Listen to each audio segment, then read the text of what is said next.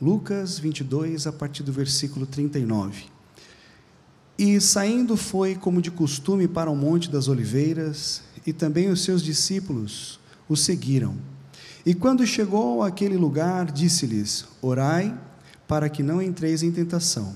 E apartou-se deles cerca de um tiro de pedra, e pondo-se de joelhos, orava, dizendo: Pai, se queres, passa de mim este cálice, todavia não seja feita a minha vontade, mas a tua.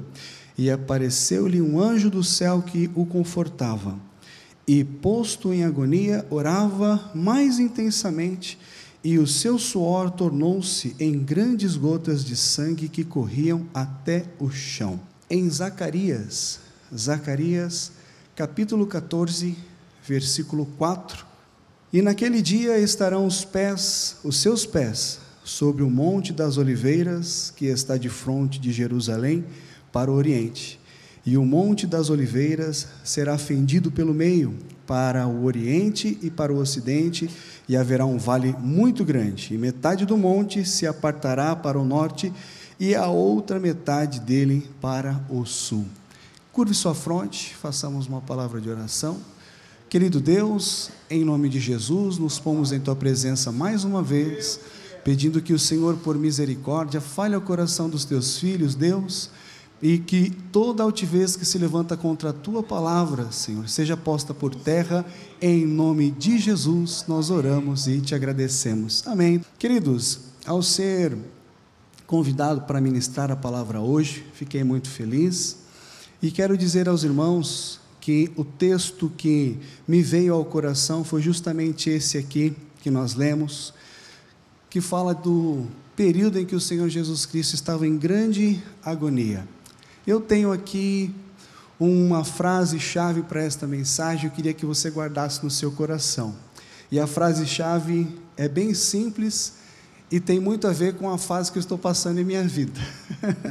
A frase é a seguinte: quem passa pelo Getsemane está pronto para ganhar a guerra. Você consegue repetir comigo essa frase? Bem simples, mas muito profunda. Eu falo e vocês repetem, tá bom? Quem passa pelo Getsemane está pronto para ganhar a guerra. Que coisa linda, né? Que coisa linda. Olhando para a história de Jesus, é muito lindo estudar sobre o nosso Cristo, estudar sobre os seus feitos. E quando a gente chega nessa fase, a gente percebe que, assim como Cristo, nós também somos levados a momentos de grande sofrimento e de grande ardor, de grande angústia. Nós somos levados a momentos da nossa vida, na nossa trajetória, em que a gente não imaginava que passaria. Mas a diferença é que, para nós que somos lavados e remidos no sangue de Jesus, quando passamos por esses momentos, temos a certeza que eles são, de fato, passageiros, né? Rápidos, e Deus logo vem com a sua mão poderosa para transformar a nossa realidade. Aleluia. E Deus vai transformar a realidade de muita gente aqui nessa noite. Estudar sobre a vida de Jesus é lindo. Quando nós olhamos para a pessoa do Cristo amado, nós contamos a história antes e depois do nascimento do nosso amado Mestre. Que coisa linda! Porque quando Jesus entra na história da humanidade, Ele de fato marca a história de forma tão profunda, que ninguém consegue contar a história da humanidade sem que passe pelo antes e o depois do nascimento do meigo Salvador. E nesta noite não vai ser diferente. Você chegou aqui nesta casa dizendo para que Deus marcasse a sua história, e eu estou aqui como profeta de Deus para dizer: Ele está aqui nesta noite para entrar na sua história, e a sua história será marcada de uma forma tão profunda, que eles vão olhar para você e vão pensar exatamente isso: olha, mas como a vida daquele irmãozinho melhorou, mudou, ficou diferente. Sabe por quê? Porque quando Cristo entra na história, Ele muda por completo, queiram as pessoas sim ou queiram as pessoas não.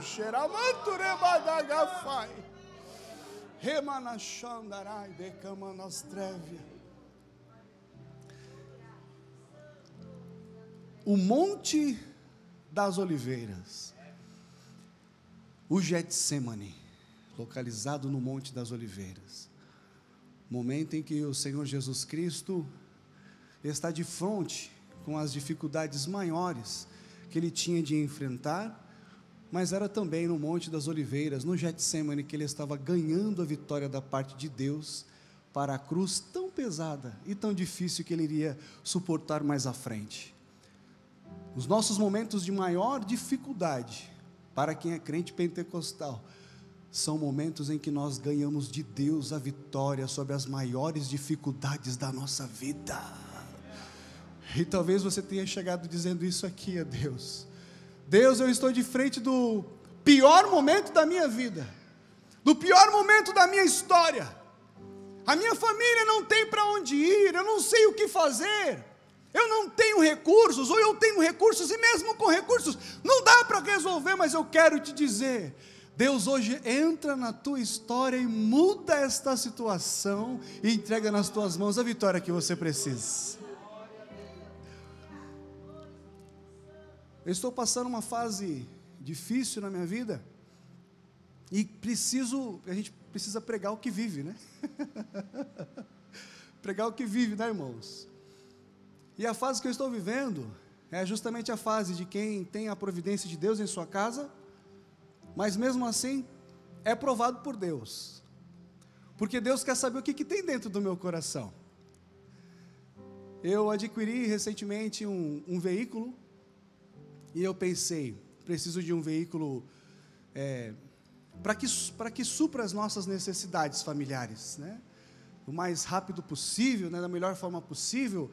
Os irmãos, para que os irmãos saibam, eu sou advogado, né? Tenho um escritório matriz em Palhoça, temos um aqui agora em Joinville também, então a gente fica transitando, e eu preciso de tranquilidade para transitar. E eu falei, então vou adquirir um carro melhor, né? Para poder fazer esse trâmite, esse trânsito rápido, né? As reuniões, né? E eu digo isso para a glória de Deus, tá, irmãos? Tudo para a glória do Senhor. E comprei o veículo, e o veículo apresentou uma pane, e está na concessionária, e eu fiquei sem o veículo, que eu tinha adquirido para poder fazer as viagens o mais rápido possível. Claro que a gente já tomou as providências necessárias, mas eu agora preciso me enquadrar nessa realidade. Mesmo com um veículo para transitar, eu estou sem, e eu entendo que é Deus me dizendo: Leandro, este é o Getsemane, pelo qual eu quero que você passe, porque eu quero saber o que tem dentro do teu coração. E eu estava em casa, falando com Deus a respeito disso. Me vê um lá, por favor. Um lá.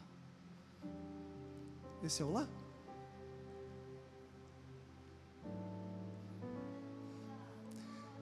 Eu estava em casa transtornado, queridos pastores, igreja do Senhor, perguntando: mas Deus, me ajuda a entender essa situação. E aí alguém diz: pô, mas você também não é advogado? E aí eu entendi que Deus estava querendo falar comigo. E quando eu estava no centro da sala do meu apartamento, me veio exatamente ao coração uma canção sobre esse momento. Eu estou contigo, filho, eu estou contigo, filho, eu estou contigo, filho, eu estou contigo. Senhor, mas eu não consigo enxergar direito, mas me vinha aquela voz mais forte, calando ao coração, dizendo isso: eu estou contigo, filho, eu estou contigo, filho, eu estou contigo. Amaga sobre de que prazer.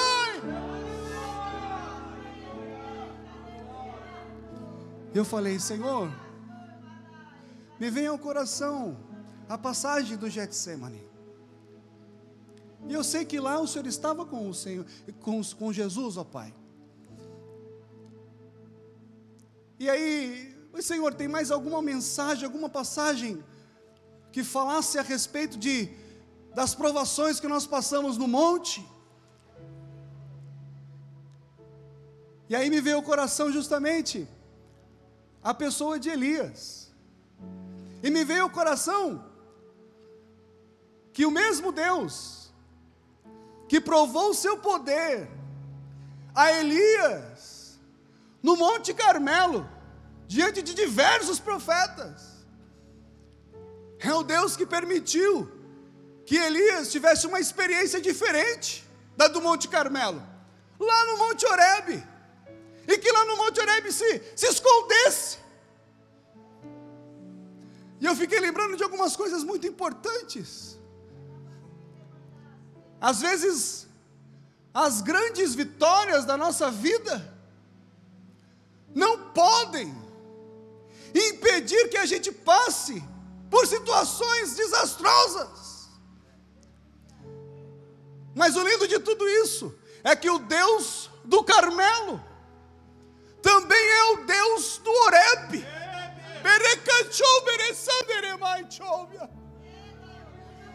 O Deus que está presente em nossa vida, nas maiores vitórias, também está presente em nossa vida, nas maiores derrotas.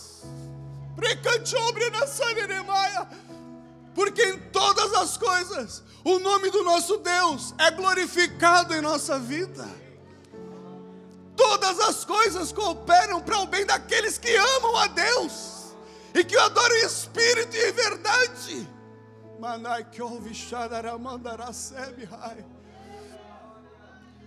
E eu falei para Deus no centro da minha sala. E Deus veio bem forte ao meu coração e disse isso. Eu estou contigo, filho, eu estou contigo, filho, eu estou contigo, filho, eu estou contigo. E eu comecei a pensar na realidade de Elias. Tinha passado por grandes vitórias. Deus tinha se revelado de uma forma magnífica.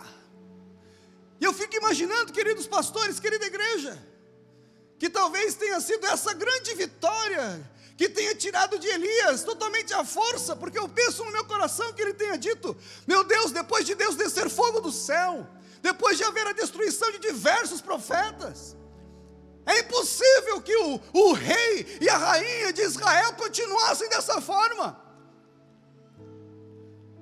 Mas eles continuaram e ainda amedrontaram Elias novamente. E então ele pensou no seu coração, imagino eu, conjecturando: acabou, não tem mais nenhum tipo de coisa que possa levar medo ou temor a esse povo. E a palavra de Deus nos diz que Elias se alimenta. O pavor foi tão grande que Elias se alimenta. 1 Reis 19, a partir do versículo 8. Ele se alimenta e caminha. O medo foi tão grande que ele caminha 40 dias e 40 noites para sair da onde ele estava, para chegar lá em Horebe, na divisa com o Egito.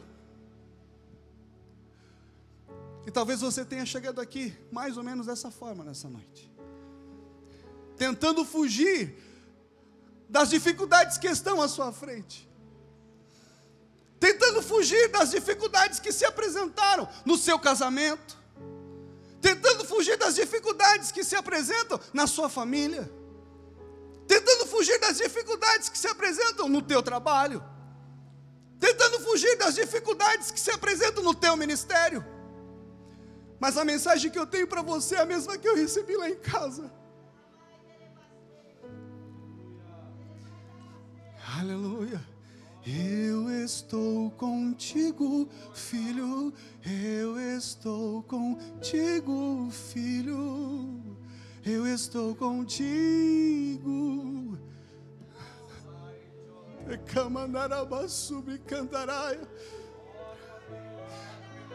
Naquela situação eu não tinha forças para sair de casa. Eu tinha reuniões para realizar do outro lado do estado. E eu falei, Deus, como é que vai ficar isso? Aí Deus começou a me lembrar, ei, mas eu não te dei um monte de pessoa para te ajudar aí, Leandro? Eu preparei, inclusive, aqueles que trabalham de Uber para você abençoar a vida deles. Aqueles que trabalham lá na Localiza, que faz locação de veículo, para você chegar lá e dizer o seguinte, Deus é Deus e vai te abençoar. E foi isso que eu fiz.